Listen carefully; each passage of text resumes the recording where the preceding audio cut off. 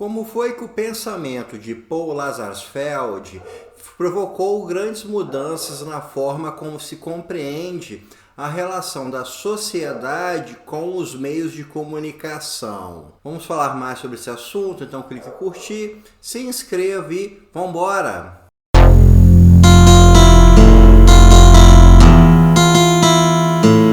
Paul Lazarsfeld foi um sociólogo austríaco, nascido no ano de 1901 e falecido no ano de 1976.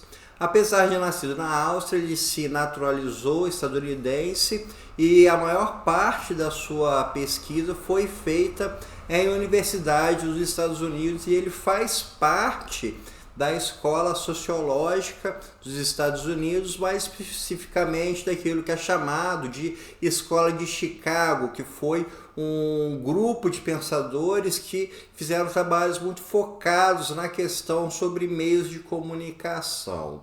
O Paul Lazarsfeld ele se encaixa também no grupo dos chamados sociólogos empíricos, daqueles que tentaram criar uma metodologia de averiguação da sociedade através de números, através de estatísticas, para dessa forma conseguir ter algum tipo de noção maior sobre como funcionam as relações sociais. A principal contribuição do Lazarsfeld para a sociologia foi uma pesquisa que ele fez entre 1940 e 1944 com relação à relação das pessoas com os meios de comunicação e como isso influenciava na forma como essas pessoas votavam.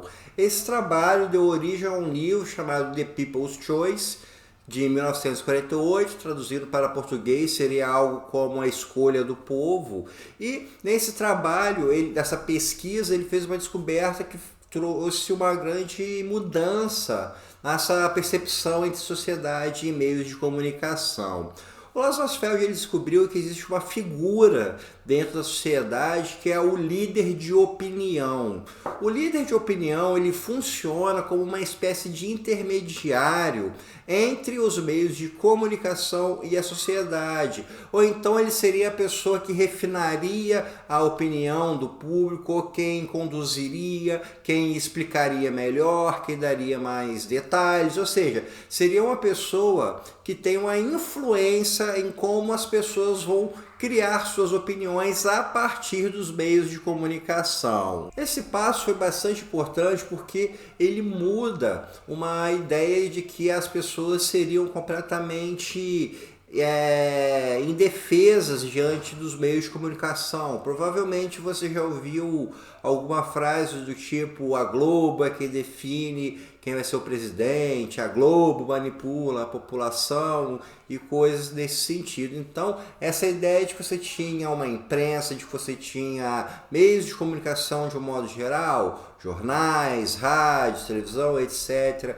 e que elas teriam total poder sobre a população, começou a ser quebrado a partir desse pensamento, dessa descoberta do Lazarsfeld. Ele mostrou que não existia esse domínio total, e sim que você tem figuras que vão fazer essa intermediação. A gente pode pensar, por exemplo, em professores, a gente pode pensar em lideranças religiosas, a gente pode pensar em patrões, em líderes sindicais, ou então pessoas que determinados grupos sociais, como grupos de amigos, por exemplo, que tenham uma voz maior, uma opinião mais forte, uma certa liderança. Então são essas pessoas que vão acabar fazendo alguma forma de intervenção no meio da sociedade. São essas pessoas que vão retrabalhar ou trabalhar como aquele seu grupo em que ele está inserido vai perceber a informação. E isso provocou uma séria mudança nessa percepção que foi sentida, por exemplo, nos estudos ingleses com relação à cultura, em que se percebeu a mídia não como um elemento hierárquico superior, mas algo que está interligado e gera algo novo. Da mesma forma também, pensadores como Néstor Canclini, como Jesus Martim Barbeiro, que deram uma vertente nova para essa ideia de meio de comunicação, não como algo que seja um predomínio sobre a pessoa, mas sim uma relação muito mais complexa e que envolve muitos elementos e que é muito mais detalhada do que a mera relação de um grupo tem o poder e o outro grupo apenas obedece. Então, pessoal, isso é tudo por hoje. Espero que vocês tenham gostado e até o nosso próximo encontro.